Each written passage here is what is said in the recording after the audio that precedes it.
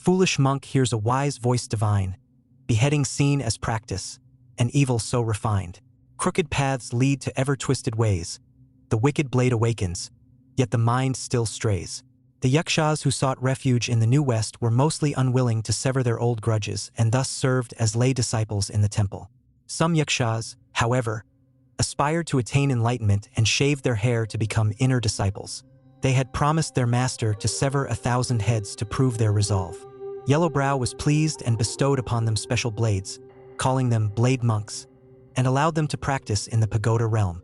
If they truly managed to behead 1,000 foes, they could become arhats in the main hall. Initially, the blade monks thought this task would be easy, as the pagoda realm was filled with newcomers on the path of enlightenment. However, the path grew more challenging as they found the remaining inhabitants of the pagoda realm to all be formidable adversaries.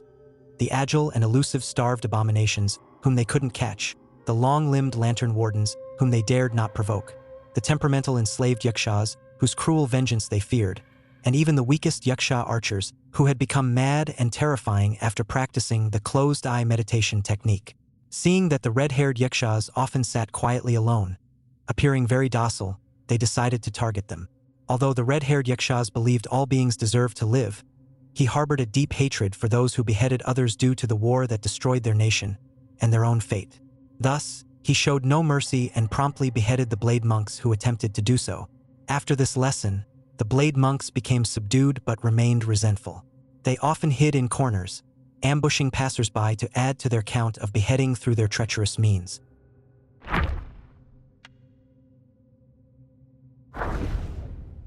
Incense sticks break, the iron censer cold, frost cuts, wind slash, thin are the monk's robes.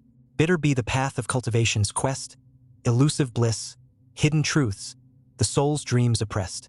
Years ago, a merchant sought to cross the New West to conduct business. He should have taken the official road around the mountain, but due to a limited budget and dwindling supplies, he decided to take a shortcut over the mountain. Not long after venturing upon the mountain, he lost his way. The path was blocked by snow, and the cold was biting. The merchant, both freezing and frightened, was at a loss when he saw an ascetic monk, bare-chested and carrying a censer, passing by on a nearby slope. In a moment of desperation, the merchant hurriedly dragged his goods and followed the monk. The monk walked slowly, but the merchant, burdened by his goods, moved even slower and could never quite catch up. In this manner, the two of them, one leading and one following, climbed to the mountain's peak, where a grand temple stood. Overjoyed, the merchant planned to rest there and hire some monks to help carry his goods over the mountain. But as he approached the temple gate, he became wary. There were many monks standing like statues in the snow, completely motionless. The merchant was alarmed and frantically searched for the monk who had led him. Suddenly, he heard footsteps and saw several monks carrying censers walking among the frozen bodies. They surrounded the merchant, and just as he was about to plead for his life, a cold mist rose from the censers, freezing him in place among the snow-covered corpses.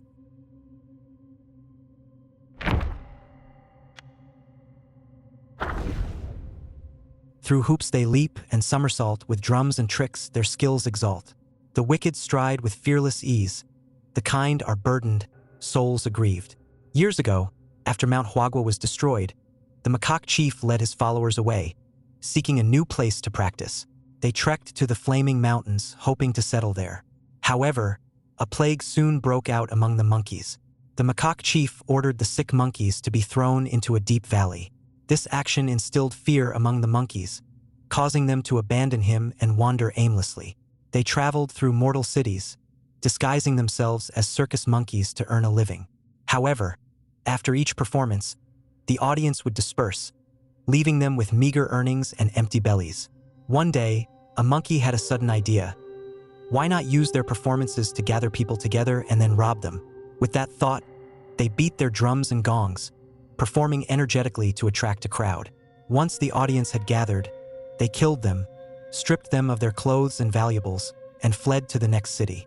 It was in this manner that they eventually reached the New West, and upon hearing that the macaque chief was also practicing there, they decided to become monks. Feeling the weight of his guilt toward his kin, the macaque chief avoided them, which only fueled their resentment.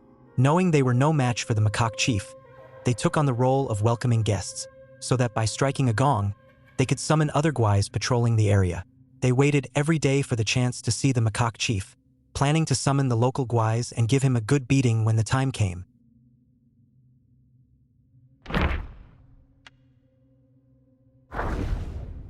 With closed eyes, he practices through mere fist, in silence, discerns the loyal from the twist. Cutting thoughts, he seeks the pure domain, desires quelled, new bonds are slain. In the temple, all monks could seek guidance from those more skilled. Among them, the monks who were passionate about fist martial arts always followed the second senior disciple, non-able to practice and train.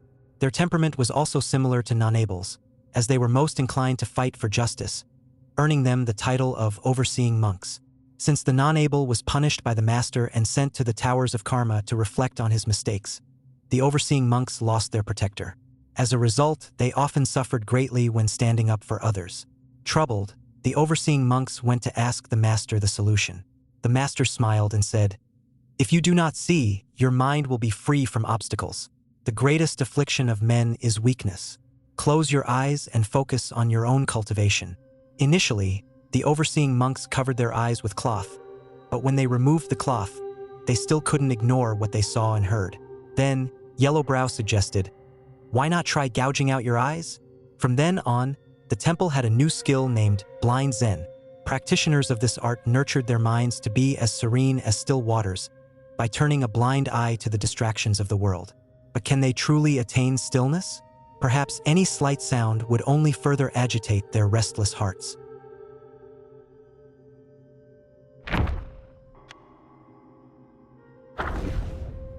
Clad in red attire, with twin blades in hand, his pristine edges dance and gleam, their spirit bold and grand.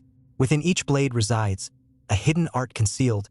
Midlife brings true wisdom, the balanced path revealed.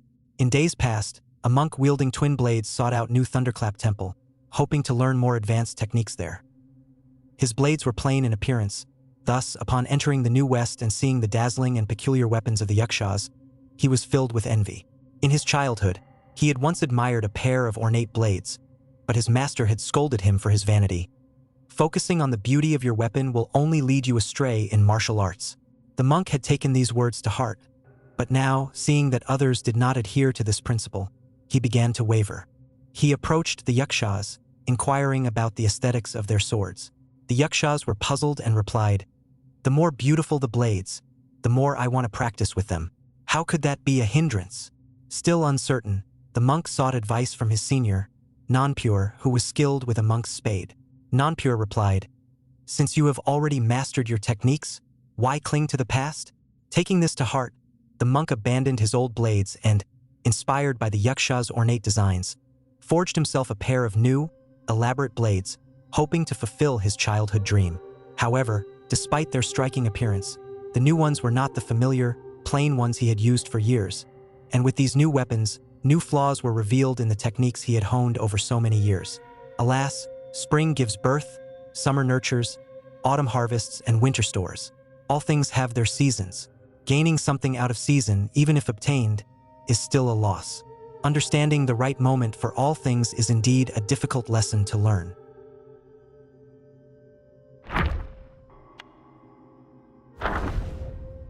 Iron-forked spear in hand, clothed in simple garb, humble did he stand. Deep woods, a world of white, a perfect hunting land in sight. In the past, there was a butcher named Wang in Changguang village. Orphaned at a young age, his mother couldn't support him, so she sent him to apprentice with a butcher at the foot of the mountain, where he honed his skills. One day, a wealthy family in town was celebrating a birthday and invited Wang to slaughter pigs and sheep. Pleased with his work, the host rewarded him with a leg of pork. Wang decided to bring the pork leg back to his mother and set off for the village that night. Halfway there, he saw a man by the roadside, holding a hunting spear and wearing an old cloth shirt. The man called out, "Brother, I'm a hunter from the village, trapping rabbits down this slope. I'm afraid of ghosts at night. May I walk with you?" Wang nodded in agreement, and they continued on their way. After a while, the hunter started a conversation. "Brother, have you heard? There have been reports of Yaoguais on this mountain path recently." Wang laughed. "What's there to fear about Yaoguais? I have a butcher's knife at my waist and a pork leg on my shoulder. If I encounter a Yaoguai, I'll swing the pork leg at it and chop it with my knife." The hunter forced a smile. After walking a bit further, the hunter said, "Brother, you must be very skilled if you're not afraid of Yaoguais." Wang laughed again. "I've been slaughtering animals since I was a child. One strike can hit the vital spot, and one chop can break bones and tendons." The hunter, annoyed, said, "How can you compare Yaoguais to animals?" Wang replied seriously, "There are no Yaoguais in this world.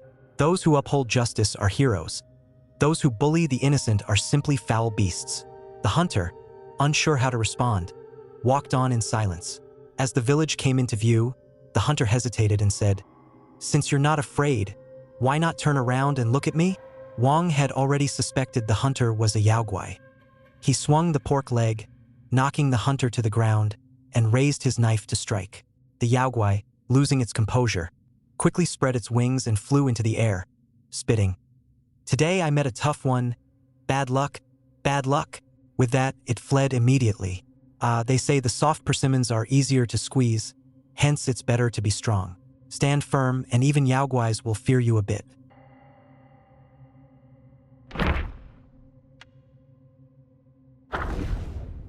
Wisdom's lamp lights seasons span. Time flows like water through our hands. Snow and wind obscure the way. Achievements drift like bubbles. Grand. The temple rules state, new monks entering the temple may receive a new Kasaya. One day, Master Non-Void joyfully welcomed a new disciple and personally led him to the storeroom to fetch a Kasaya. The young disciple found that the Kasaya was made of a single layer of cloth, hardly adequate for the snowy mountains. He asked, "Master, this thin Kasaya seems suitable for summer. Could I exchange it for a woolen one?" Non-Void shook his own Kasaya and said, "The one I wear is the same as the one in your hands, only more ornate. With the Buddha's wisdom in your heart, you shall fear the cold no more." The young disciple, still doubtful, asked, "Master, I saw many seniors frozen to death by the roadside." Non-Void kindly replied, "Their understanding was shallow and minds unsteady, yet you are different. I can see that you have the potential to comprehend the Buddha's wisdom." The young disciple, feeling proud, happily followed his master back with the Kasaya. Not long after, another frozen corpse appeared outside the temple gate. As Non-Void led his new disciple past it, the young disciple asked, "Master, did these seniors all freeze to death?" Non-Void continued walking slowly and said, "Fear not, my disciple. They lacked piety and wisdom, but you are different."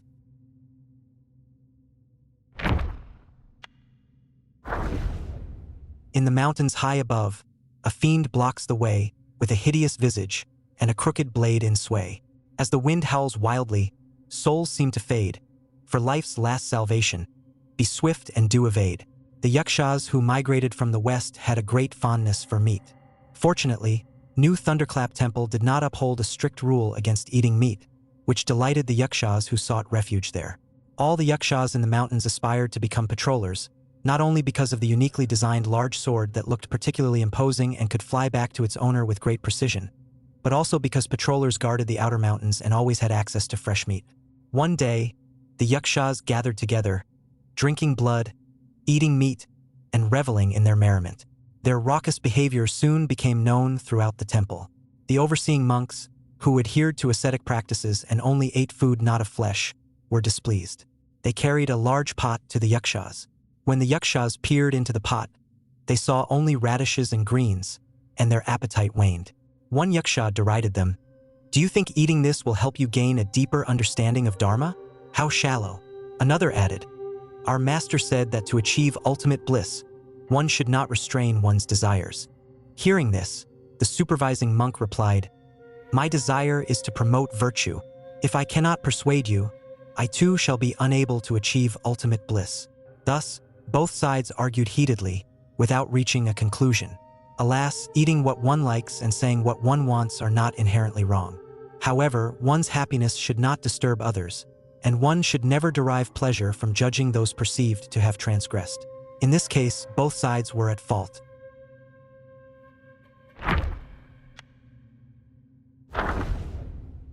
The bow's stark snap doth kindle fright, the arrow's tip doth chaos incite. Blind eyes traded for an enlightened heart, fate's ear deaf to a beneficent start. In the past, the Yaksha king was betrayed by the celestial beings. leading to the massacre of the royal family and the downfall of the Yaksha kingdom. After the kingdom's collapse, the Yakshas were forced into exile. The ceremonial archers, who once guarded the royal entourage, clung to their former glory and refused to shed their ornate armor. Despite their exceptional archery skills, their slow shooting speed and lack of close combat prowess made their exile particularly harsh. Due to their inadequate strength, they resorted to ambushes from the shadows. The abbot assigned them to the pagoda realm for rigorous training. They endured daily torment there, especially when the Mani will played its beguiling chants, driving everyone mad. During these times, the blade monks would seize the opportunity to behead the archers with their large blades, leaving the Yaksha archers desperate for a way to fight back. They sought guidance from various sources and frequently challenged the blade monks, only to be defeated repeatedly. One day, some blind monks came to oversee the pagoda realm. They had blinded themselves to pursue the path to ultimate bliss, yet their martial arts were incredibly refined. The Yaksha archers asked for their advice, and the monks replied, "Aim too carefully, and you will lose the initiative. Learn from me. Gouge out your eyes, and you will shoot from the heart, never missing your mark." With the only other option available to them being annihilation, the archers adopted this drastic measure, gouging out their eyes. After this, the blade monks rarely targeted them. When asked why, a blade monk replied, "Who would want to go up against a madman? It's safer to just find another opponent."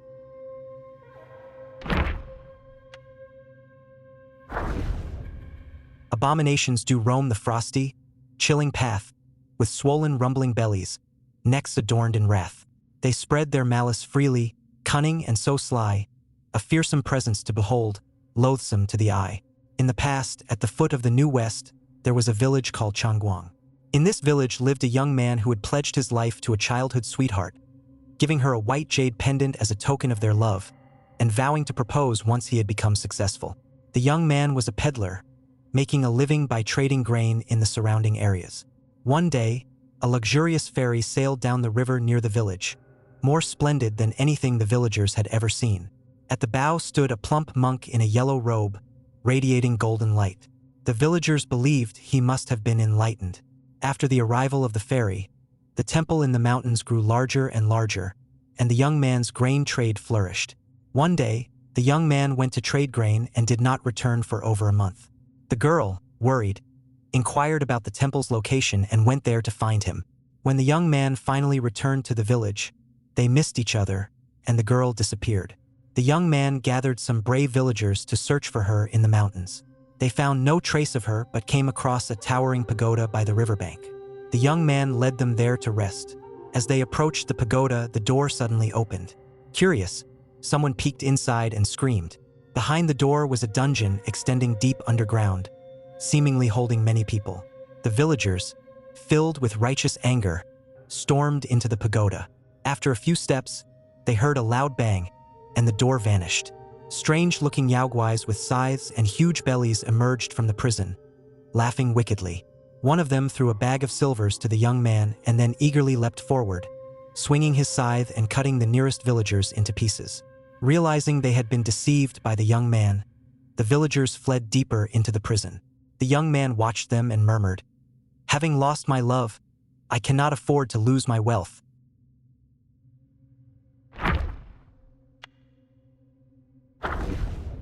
With sword in hand, the foe's chest pierced, blood-soaked hair, in battle fierce. Endless sorrow for a fallen land, east wind sighs, as west winds stand. In the kingdom of Yaksha, there were 8 great generals, one of whom was named Miyen. He had once practiced under the Golden Summit Immortal at the Wushan Temple, located at the foot of Mount Lingshan. Having fought countless battles, he possessed the valor of a warrior who could face 10,000 enemies. When a formidable enemy attacked, the Yaksha king appointed Miyen as the vanguard general. Miyen set up a large camp at the border and addressed his soldiers. "If any of you fear battle, walk away now, and I won't hold it against you. But know that if we lose this foothold, the kingdom will fall. Our elders, children, and all our wealth will become the property of our enemies." With these words, he and the entire army swore a blood oath to advance and never retreat. The Yaksha army, isolated and outnumbered, faced an enemy surrounding them on all sides, their banners blotting out the sky. Wave after wave of enemy forces attacked relentlessly. Miyen and his troops fought fiercely, suffering heavy casualties. Ultimately, Mi Yen was surrounded by numerous Arhats and was beheaded. The soldiers, countless among them having sacrificed their lives, retrieved their general's head. Placing Mi Yan's head in his coffin, they witnessed his body slowly sit up and lament. "If we lose our homeland, what difference does it make whether I have a head or not?" With these words, he closed his eyes and fell back down, finally passing away as blood gushed from his neck, staining his hair red. Later, his subordinates, in a display of loyalty and bravery, poured the blood of their enemies over their heads, emulating Mi Yen. Despite their valor, the kingdom of Yaksha was ultimately destroyed, but not a single soldier from Mi Yan's army deserted.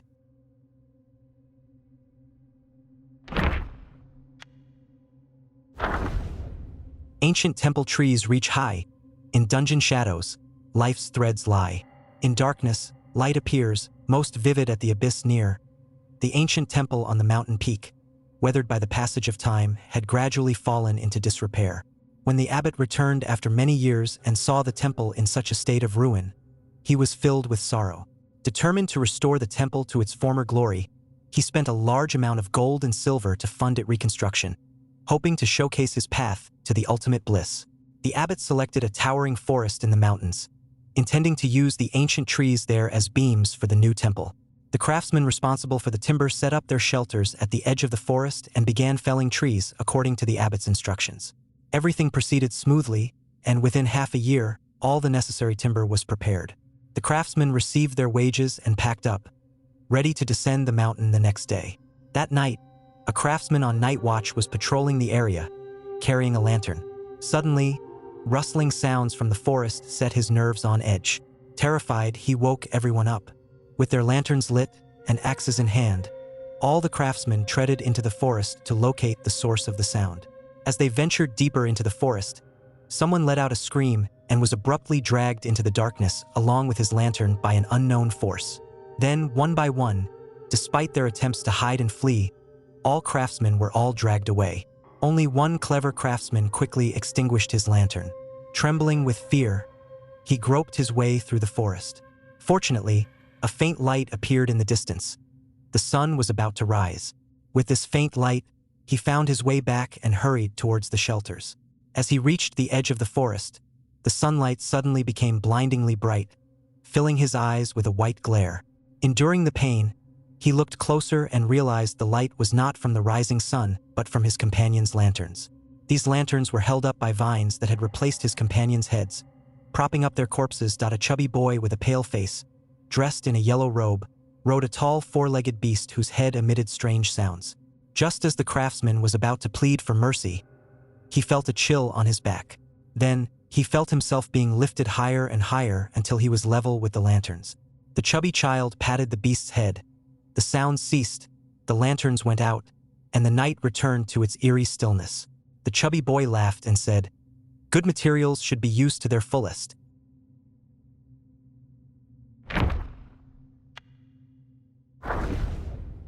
Oh, true kindness, how pure and bright, yet karma binds in debts of blight. With halberd in hand, I fear their gaze, from humble roots, my sorrow stays. In the northwest borderlands of the kingdom of Yuetua, there was a small village where an elderly couple had been childless for many years. One day, the old man went into the mountains to chop wood and discovered a young child under an ancient tree. The child's skin was dark and his appearance frightening, quite different from the village children. Seeing his frail limbs and body covered in scars, the old man assumed he was a refugee and brought him home. The old woman also found the child unusual and initially wanted to send him away. However, after washing, dressing, and feeding him, she couldn't help but feel some affection for him. After some discussion, the couple decided to keep him. At first, the couple treated the child very well. But within half a year, due to his strange appearance, the villagers began to gossip and called him ugly slave. The old couple, feeling ashamed, also started to treat him less kindly and even called him the same way as the villagers did. Within 2 years, his skin turned a dark green, and the couple made him wear thick clothes to cover his entire body, forbidding him to take them off even in the scorching heat. 3 years later, the ugly slave grew more robust, and horns began to sprout from his head. The old man, increasingly fearful, confined him to the woodshed. Whenever he was angry, he would enter and whip the child, sometimes even using a hatchet to cut off his horns, leaving him covered in blood. The old woman, disgusted by the sight, blamed everything on the child. She would beat him when upset and even burn him with fire when she felt ashamed. The ugly slave endured this torment in the woodshed for another 5 years. One day, a group of wandering yakshas passed by and heard curses in the yaksha tongue coming from the woodshed. They broke in and found their tormented kin. They gave the ugly slave a long halberd, and in his fury, he stormed into the house and repaid the old couple for all they had done to him. Years later, the ugly slave's resentment still simmers, and only by tormenting his prey can he find any semblance of joy.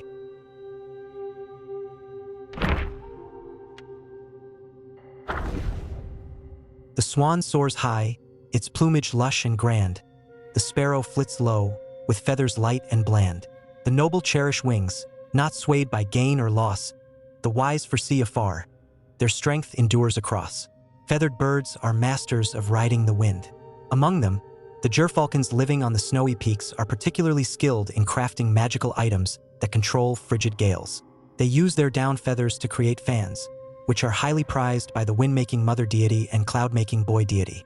According to their clan rules, every gerfalcon must learn the art of crafting these vessels. Those who refuse are stripped of their titles and exiled from the clan. To encourage innovation, the clan holds an annual competition where the quality of vessels produced determines one's status within the clan. One gerfalcon, whose ancestors were all commoners, dreamt of creating a treasure fan to elevate his status to nobility. He spared no feathers to enhance the power of his vessel. After much hardship, he finally crafted a fan and won the competition, becoming the clan leader. However, he had plucked all his feathers and could no longer fly, eventually resorting to wearing clothes to cover his baldness. On the day of his succession, the celestial crane immortal, head of the feathered tribe in the upper realm, came to bestow a celestial registry tablet upon him. Proud of his fan, the new leader boasted to the crane immortal. The crane immortal then lent him the plantain fan, saying, "This is a failed creation of Lord Lao. Since you also make fans, I gift it to you." After the crane immortal left, the clan leader tried the fan and was immediately disheartened by its immense power. He no longer wanted his clan members to use their feathers to make fans. He led his followers away from the snowy peaks to search for plantain leaves. Eventually, they found some near the New West and, imitating the crane immortal's method, created many replicas and regained his ability to fly.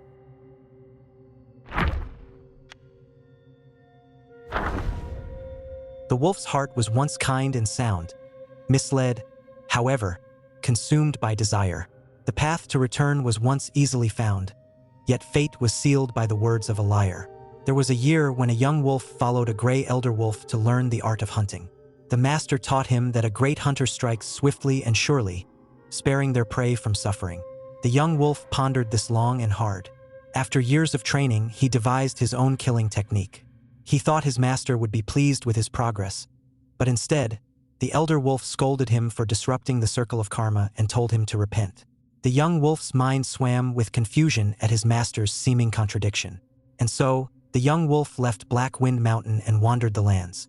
On his travels, he heard folks whisper that wolves, though hardy and loyal to each other, were brutal, vicious, and treacherous. The wolf Guai grew more perplexed.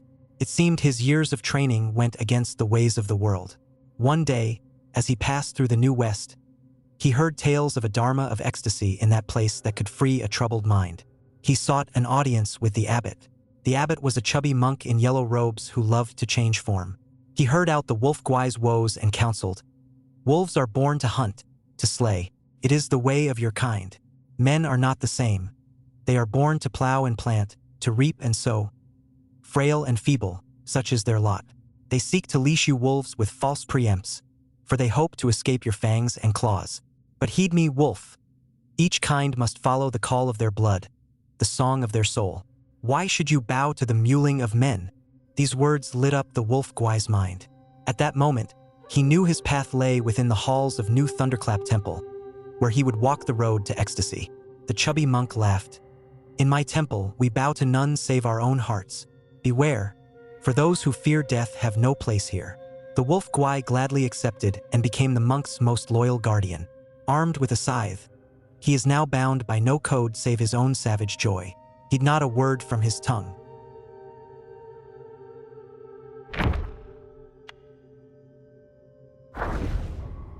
human heart swings good and ill with wealth and treasure, freedom's thrill. Riding a hammer to the sky, tell me, is it strange or nigh?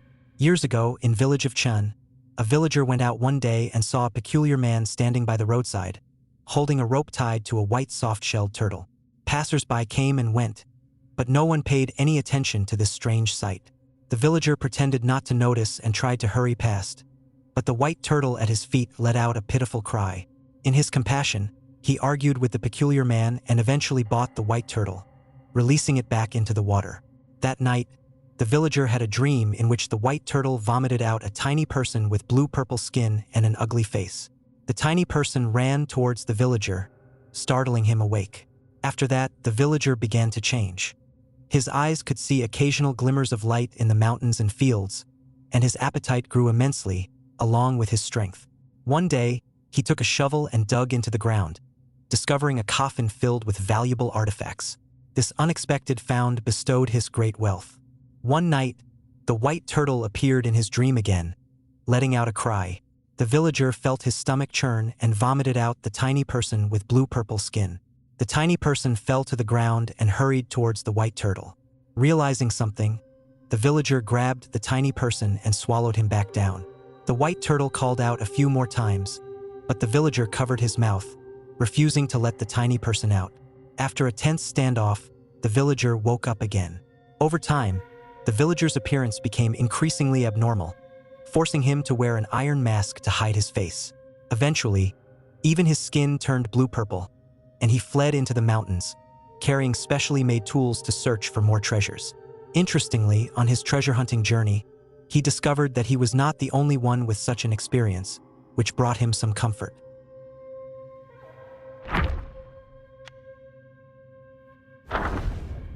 Green pines hold the lingering snow, emerald flames guard the dim light's glow. Wandering beyond that sacred hill, true nature lies in temperance's will. Along with the fall of the Yaksha kingdom, the Rakshasa kingdom, due to their kinship with the Yakshas, also met its end. Thunder Rhino Masters was a descendant of the Rakshasas. Among his relatives, many followed Princess Rakshasi. After her eastward migration, Rakshasi had a new Taoist master in the celestial court. Practicing Taoism in Buddhism's stead, Rakshasi marked a departure from her past. Thunder Rhino Masters, unwilling to accept this change, heard that a branch of the Yakshas was seeking Buddhist teachings in the New West and decided to come here. Unlike the Yakshas' free-spirited practice, Thunder Rhino Masters, though an outer disciple, held their master in high regard and strictly adhered to the temple's rules. Reaching the ultimate bliss was not their ultimate goal. It was simply their nature to strive with all their efforts in everything they do. Even when guarding the temple, they were relentless. If anyone disturbed the temple's peace, the lightning they summoned would pursue and strike without mercy. Such individuals could sometimes inspire admiration, but they could also be quite troublesome.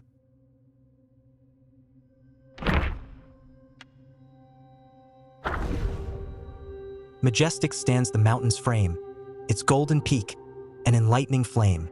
Winds and clouds by will are swayed, heart remains clear, night and day. The grand hall was filled with pious devotees attending the ceremony. This was the fourth ceremony organized by Yellow Brow for his mortal believers. A devotee had attended 3 times, witnessing numerous miracles on each occasion. However, it was the first time for his acquaintance from their hometown to attend such a ceremony, and the acquaintance harbored deep suspicions. Before long, 2 blind monks carried in a statue of a wrathful Vajra. The devotee introduced it to his acquaintance, saying, "This Vajra can discern a person's goodness or evil." As he finished speaking, 2 men approached the statue, accusing each other over some grievances. In no time, they were reduced to ashes by the Vajra. The acquaintance was shocked by the abruptness of it all. Just then, he heard heavy footsteps outside the hall. Looking out through the window, he saw a giant with blue skin, draped in a golden spiked robe, walking slowly towards them.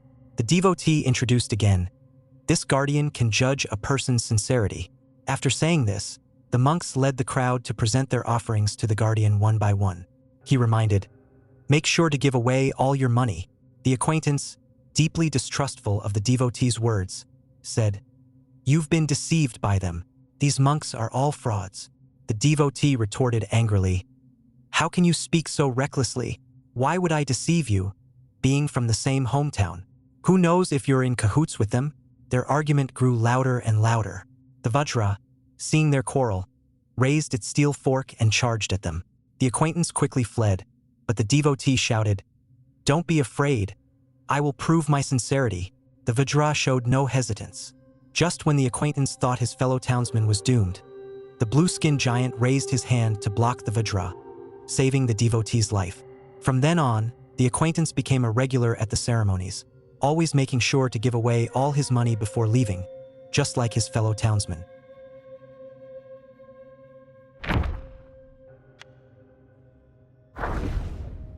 With an iron trident, a wrathful Vajra stands, angry eyes blazing, a fiery fearsome brand. All beings bear their sins, for that is what they say, burn them, guilty all, for peace to truly stay. The Buddhist scriptures describe the Vajra as a guardian warrior of the Buddha, tasked with upholding justice and eradicating sin. Since the fat monk in yellow took back the new Thunderclap temple, magnificent new pavilions and pagodas were built to hold gatherings of his devotees and attract more believers. During one such gathering, two devotees met for the first time in the main hall. Upon seeing each other, they immediately felt a surge of suspicion and wariness. At that moment, the abbot had a statue of a Vajra carried in. The statue stood on 4 legs, wielding a steel trident with a wrathful expression, but it had a peculiar hole in its chest.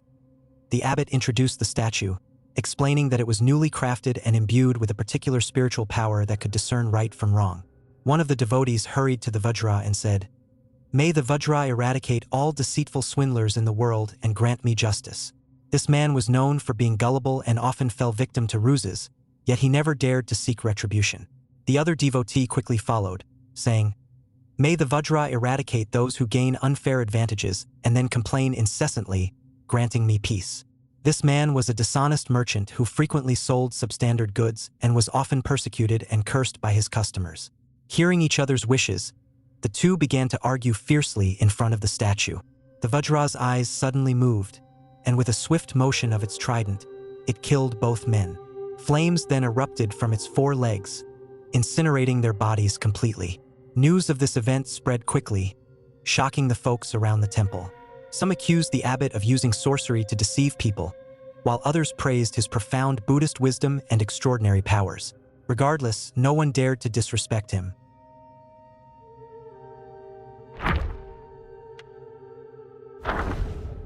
Auspicious clouds above, unaware of worldly strife, descendants scattered far, seeking out a better life.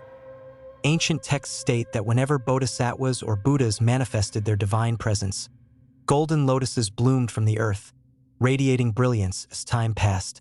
These golden lotuses grew increasingly discontent.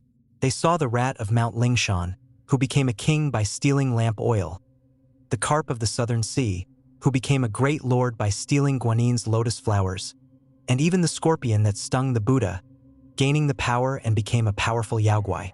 In contrast, despite their diligent service, the golden lotuses received nothing.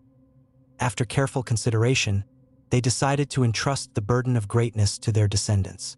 They scattered their seeds across the mortal realm, hoping they would become Yaoguais of power and eventually earn a title in the upper realm. However, the golden lotuses did not anticipate the path to greatness to be that arduous in the mortal world. With many intelligent and brave mortal beings also seeking enlightenment, the competition was fierce and brutal. The golden lotuses then tried various methods, transforming into women to deceive men and steal their vital essence, only to be recognized and slain by Taoists.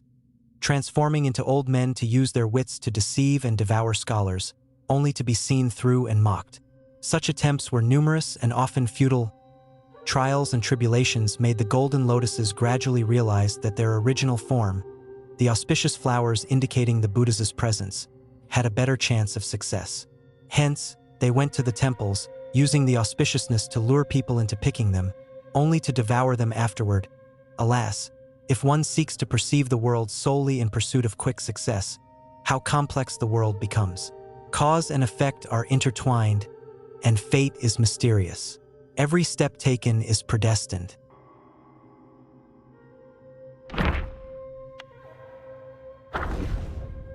Gaping mouth, round belly, born incomplete, bulky form, craving and chasing tasty treats.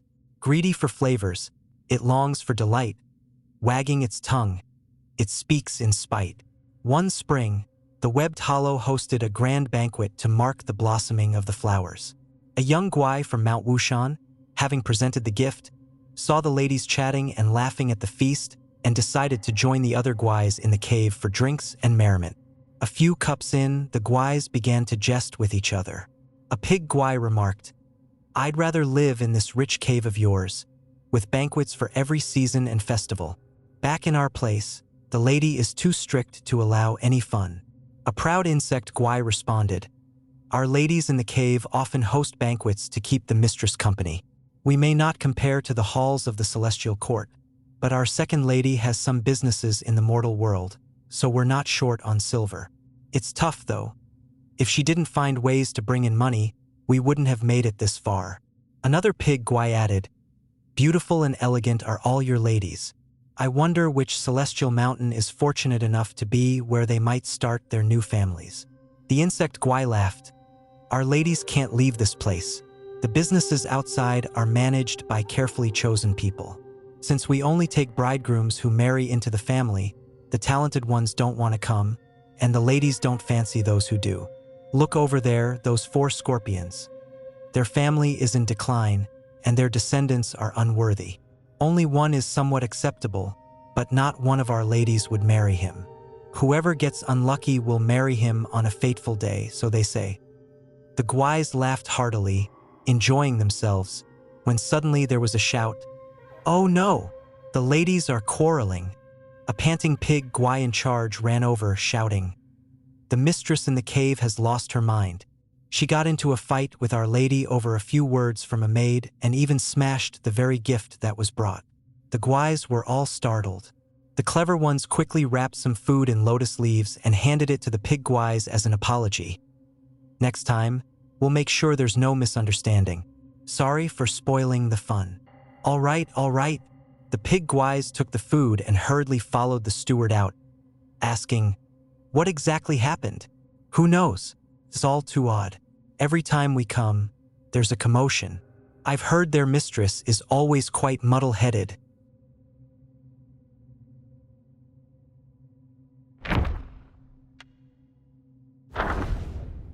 Bad nose, crooked mouth, sharp fangs, poisonous and thick. Check the ears, cut the forehead, and the face has 8 eyes and ugly appearance. Long ago, a woodcutter lived deep in the hills. One day, he went down to the market fair and saw a puppet show. He loved it and yearned to see it again. One day, as he cut wood, he heard shouts of glee in the mountains. He followed the sounds and saw a mob of Yaoguais reveling together. Despite his fear, curiosity urged him to climb a rock to watch them from afar. The Guais were gathered in a circle, watching an acrobat show.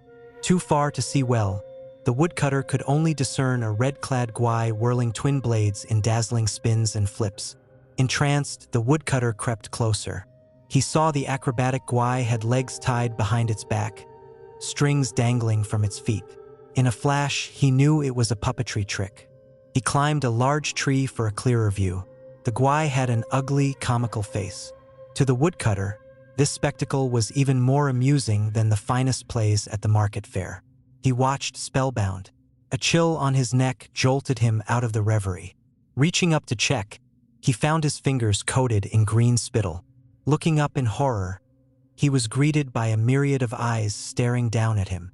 There, in the treetop, dangled a violet spider, its legs threaded with silk, tugging the distant puppet Guai to and fro. The woodcutter yelped and fell from the tree. At that, the spider paused, and the gathering of Yaoguais turned as one to glare at him. Stricken with terror, the woodcutter fled and, upon returning home, fell gravely ill. No remedy could ease his suffering. He wasted away and soon died.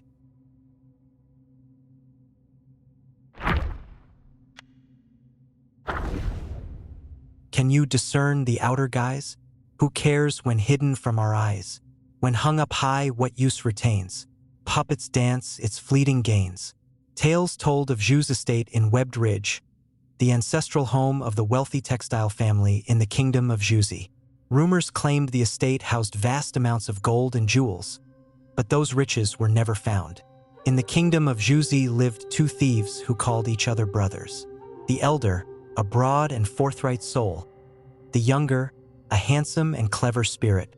Fleeing a warrant, they sought Zhu's estate in the mountains as their next target as well as a hideout. For days, they scoured the hills, their rations spent, and their hope lost. Weary and famished, they chanced upon a tea hut. The young thief called out, "Let's rest there, brother." The elder replied, "We've seen no one for days. How could there be a tea hut?" But driven by hunger, the young one hastened toward it. The elder chased after him, pleading. They tussled until they entered the hut. Crude and dirty, it had rough log tables and stone stools. There were no patrons inside, only a hunchbacked old man with a cane brewing tea. The young thief asked, "How do you sell tea here with no one around, old man?" The old man pointed to a dim village behind the hut. "This humble one lives in the hilltop village. This hut serves but to eke out my living." He then served 2 bowls of thick, strange-smelling brew. The young thief reached for one, but the elder stopped him and asked the old man, "Do you know of Zhu's estate?" The old man grinned. "It lies within the village. Drink your tea, and I shall guide you there." The young thief beamed, but the elder grew warier. He snatched the bowl from the young one. "I shall try it first." With that, he downed it in one gulp. No sooner had the tea hit his belly than he collapsed, writhing in agony. The young thief turned to the old man, only to witness his true form revealed as a hunchbacked, cane-wielding creature, its body entangled in silk. Lifting his eyes, he saw a colossal spider perched in the rafters, tugging the strands to prompt the bug to tap its cane with a resonant ting-ting. At this signal, the stone stools shifted and unfurled their legs. They became little stone spiders. They spat silk at the elder thief to entangle him. At this sight, the younger thief turned and fled, as if he had not heard his brother's pleas for help.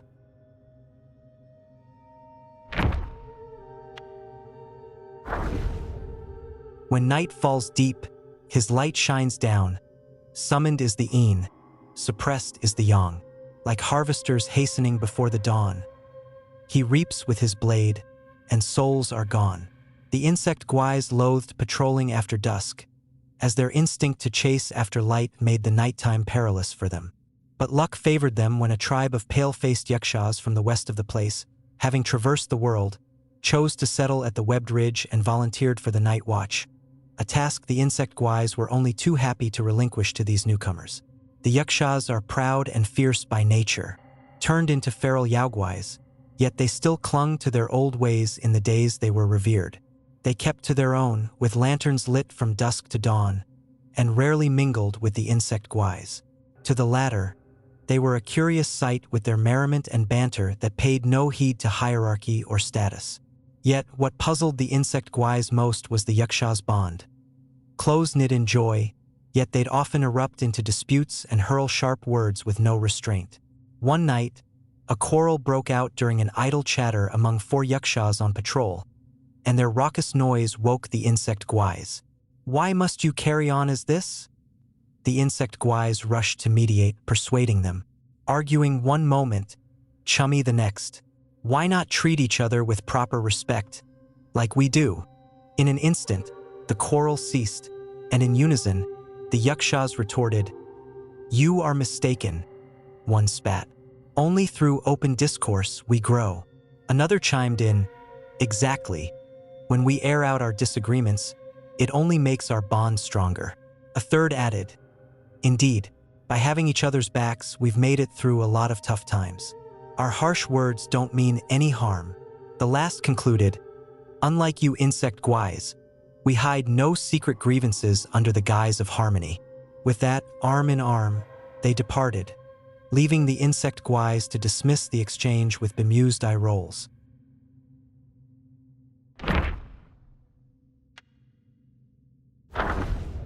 Slender legs, a verdant sheen, each arm wields a sickle keen. Misty woods are his home so true, he cares for youth, like me and you. During the reign of the greatest emperor of Han, there was a village called Bath. From within its mountains, a hot spring flowed, reputed to preserve youth and vitality. Nobles flocked to it from far and wide. One day, the Marquis of Lekking came to visit with his 6-year-old son. The young lord caught a little grasshopper and wanted to keep it as a pet, so he tore off its wings and trapped it in a teacup. That night, the Marquis was visited in his dreams by a man clad in green. "Your child has imprisoned mine," he pleaded. "We are both fathers. I beseech you, help my little one." The next morning, the Marquis summoned his son and inquired about what happened. The boy, who feared his stern father, only provided vague replies. Thus, the full story remained elusive to both. That night, the green-clad man revisited the Marquis' dreams, with twin swords at his waist. He warned, "If you don't return my son, you'll never see yours again." The Marquis woke with a start and rushed to his son's bed, only to find it empty. Servants scoured the village but found no trace. Only the young lord's page remembered the bug catching. He rushed to the study, found the overturned teacup, and gently released the grasshopper onto the grass. By noon, the young lord returned home safely, yet his hands were red and swollen, and he couldn't stop weeping. When questioned about the events of the previous night, he sobbed, "I dreamt of a man in green, a great jumper. He carried me on his back and hopped a few times. Then I didn't know where I was.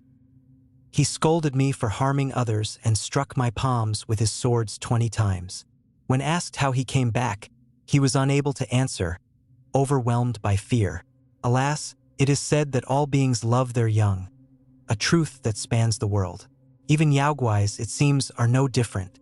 In the late years of the Han, the hot spring in Bath suddenly dried up. Insect guais sprouted in the hills, so the villagers moved down the mountain. A decade or two later, the area came to be known as the Webbed Ridge.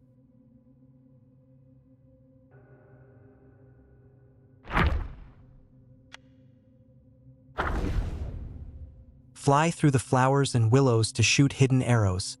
Flap your wings and ride the crooked wind. It is difficult to achieve good deeds with small wisdom, and 2s and 3s block the way. There was a Dragonfly Guai who loved archery. His mother saw his gift and used her connections for an opportunity to have him training under the Yaoguai king of the land. To the king, the Dragonfly Guai seemed like a diligent and talented student. He drilled hard each day and served his master with great respect, always at his master's beck and call. At times, he'd be practicing outside, but at a single command from his teacher, he'd appear at once. The king had doubts, but considering the dragonfly's swift wings, the king dismissed his suspicions. One day, the king taught him how to imbue his bolts with greater power.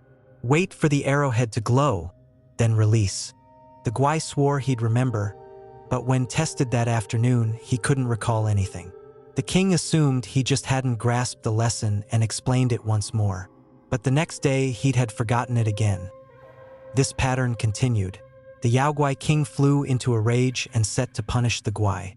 The Guai fell to his knees and pleaded, "Mercy, master. I have brothers. Each of us knows only a portion of the lessons. That's why I can't answer." At this, scores of identical Dragonfly Guais emerged, all kneeling and bowing non-stop. Offended yet tickled by this revelation, the king demoted them all to lowly patrol guards and taught them no more. Alas, while petty schemes might seem perfect at first, earning praise and favor, they also sow the seeds of trouble. When the truth is revealed, one faces ridicule and brings ruin upon themselves.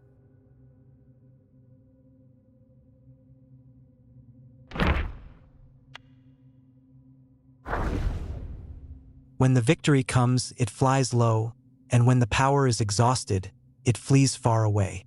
Work hard and wash away the die, and use the power to soar into the sky. A young man once lived in the Webbed Hollow. You may wonder how he found himself living among the Yaoguais. The tale begun in the kingdom of Zhuzi, where he was born into a family of weavers, their craft passed down through generations. One day, his father left home in search of a jade shuttle but never returned. His mother searched for him, only to be told he had abandoned them to marry into the Zhu family. Consumed by grief and convinced that a Yaoguai had ensnared her husband, she wept day after day. Thus, in his boyhood, the son vowed to slay the Yaoguais and avenge his father. Years later, he heard merchants speak of the Zhu's estate on the Webbed Ridge, home to women of unearthly beauty. He ventured there alone to exact vengeance. But as soon as he entered the mountains, lesser Yaoguais captured him. Terrified he was, before a little girl in yellow rescued him by commanding the Yaoguais to stop. The girl, barely 10, had a sweet, rosy face, hardly an evil Yaoguai as he imagined. The young man was at a loss. To his surprise, the young girl, lonely with few companions her age, brought him to the webbed hollow to play. He stayed, and she visited often to lift her spirits. Conflicted, he spent nights vowing by lamplight to slay the Yaoguais and avenge his father come morning. One night, a small wasp flew in and heard his oath, but he paid it no mind. The next day, the girl didn't come. Instead, a woman in green, adorned with an elaborate bun and possessing a fierce yet beautiful face, arrived with an entourage of insect guards. Among them was a wasp Yaoguai who, with practiced ease, deftly searched the young man's trunk, pulling out his hidden stash of travel money and the dagger intended for murder hidden within his porcelain pillow, before relaying his nightly vow of vengeance to its mistress. The green-clad woman addressed the young man. "No mortal shall reside in Webbed Hollow, yet we spared you to be a companion for my younger sister. But, in return, you plot to harm her, and you shall be punished for this. That being said, your quest for vengeance is understandable, which is why I shall leave your fate to the Bone Vault." At her command, the guards seized him, casting him into the abyss, his fate uncertain in the darkness below.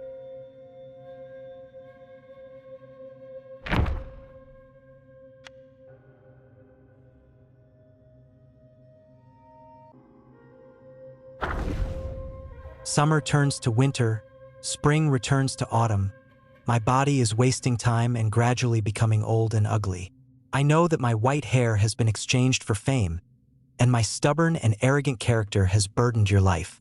Unlike the bee, wasp, hornet, katydid, cockroach, grasshopper, and dragonfly, the adopted sons of the spider ladies, the Beetle Captain earned his rank through his own valor. Perhaps this was what made him stubborn, quick to anger over slights to his status. He often quarreled with the lesser Guais over matters of words and etiquette. They called him arrogant and overbearing behind his back, disliking him all the more. One day, a petty dispute drove him to brandish his twin sabers at the lesser guards. The beetle commander chanced by and pulled him aside. "You think your deeds and skills command their respect, but know this: rank has no bearing on the actions of others. What would happen if you measured your worth by the regard of everyone? When stone spiders show you disrespect, you'd think that makes you their inferior." The captain retorted, "You're a commander, thus none dare offend you. But I'm a minor officer. If I don't assert myself, those lesser ones will scorn me even more." The commander shook his head. "If they treated you with greater deference than me, would that make you my superior in practice and skill? Nay, for I have observed that those who clamor most for respect often receive the least of it." What became of the Beetle Captain? Alas, he remained as he ever was, as one's nature could not be easily altered. It was said that he continued to contend with all who crossed his path until at last, he was never to be seen again.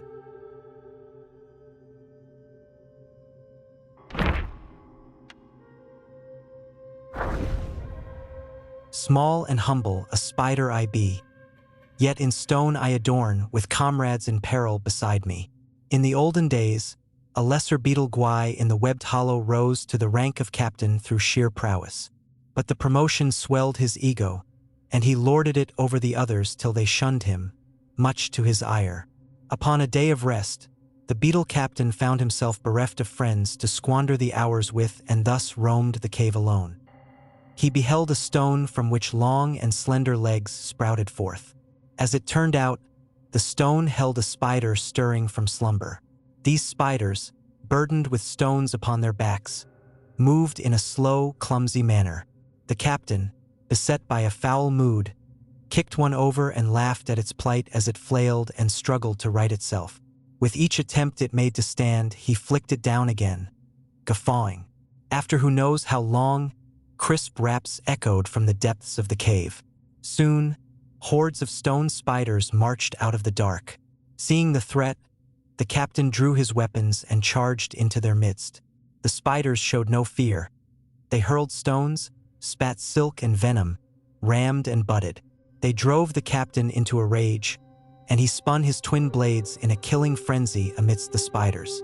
As he cut them down with zeal, a flicker of lantern light neared, followed by a playful voice.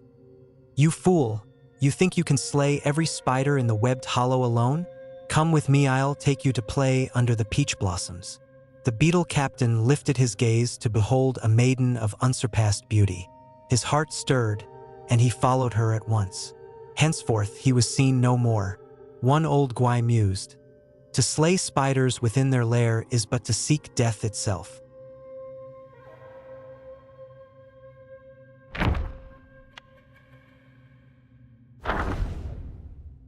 In foreign lands, it toils and spins, weaving cocoons, its work begins.